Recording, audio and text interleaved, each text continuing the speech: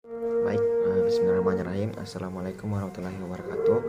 Selamat pagi anak-anak. Alhamdulillah kita bisa berjumpa lagi di kelas Bahasa Indonesia pada hari ini.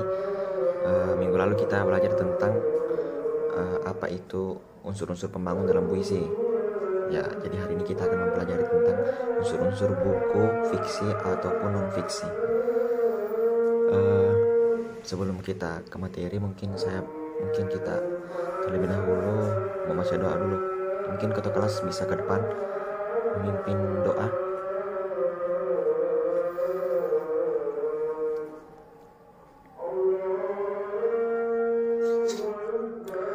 Ya, silakan duduk. Baik, sebelum saya melanjut ke materi, saya mau absen terlebih dahulu. Mohon didengarkan namanya dan menjawab. Andi, Raihan, Fitri. Oh, Fitri sakit. Irma,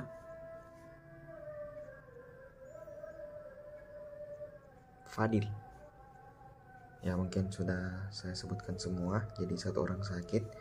Ya, baik. Bapak akan menjelaskan materi untuk hari ini, yaitu tentang unsur-unsur buku fiksi dan non-fiksi. Unsur-unsur dalam buku fiksi, pertama itu ada cover buku. Cover buku itu seperti ini. Ya. Kemudian ada rincian subbab buku. Rincian subbab buku itu terdiri seperti daftar isi. Jadi dalam buku fiksi itu nanti ada rincian daftar isinya, rincian subbabnya, kemudian ada judul subbabnya. Kemudian ada tokoh dan penokohan, kemudian tema cerita, kemudian bahasa yang digunakan, dan yang tadi itu penyajian alur cerita. Sedangkan unsur-unsur buku non-fiksi meliputi cover buku sama dengan buku fiksi, kemudian rincian subbab buku, kemudian ada judul subbab, kemudian ada isi buku, kemudian ada cara menyajikan isi buku, bahasa yang digunakan, kemudian sistematika penulisan.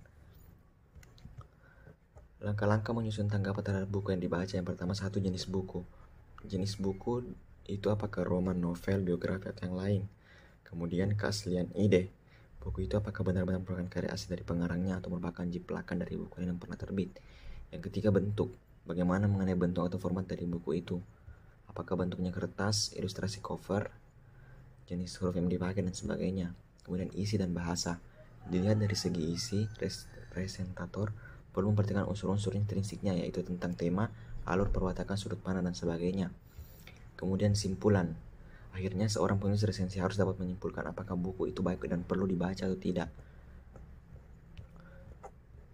Mungkin itu saya juga ingin menjelaskan bagaimana hubungan antar unsur buku fiksi ataupun non-fiksi.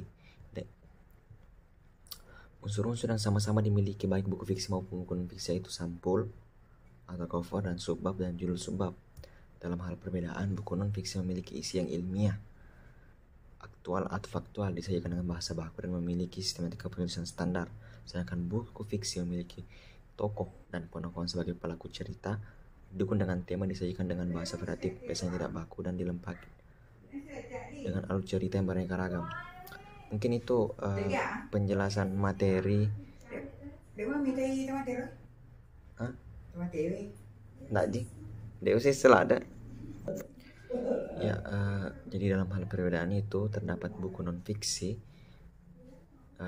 memiliki isi yang ilmiah, aktual atau faktual, disajikan dengan bahasa baku dan memiliki sistematika penulisan standar. Sedangkan buku fiksi memiliki tokoh dan penokohan sebagai pelaku cerita, didukung dengan tema, disajikan dengan bahasa kreatif, dan dilengkapi dengan alur cerita yang beraneka ragam. Mungkin itu mengenai apa unsur-unsur dalam buku fiksi dan non-fiksi. Jadi saya kasih tugas kepada adik-adik untuk membuat peta pikiran mengenai unsur-unsur yang ada dalam buku fiksi yang telah dibawa. Kemudian dikumpul minggu depan. Mungkin itu penjelasan materi, mungkin cukup sekian pada hari ini. Dan apalagi lonceng istirahat sudah bunyi, jadi selamat istirahat. Sekian dan terima kasih. Assalamualaikum warahmatullahi wabarakatuh.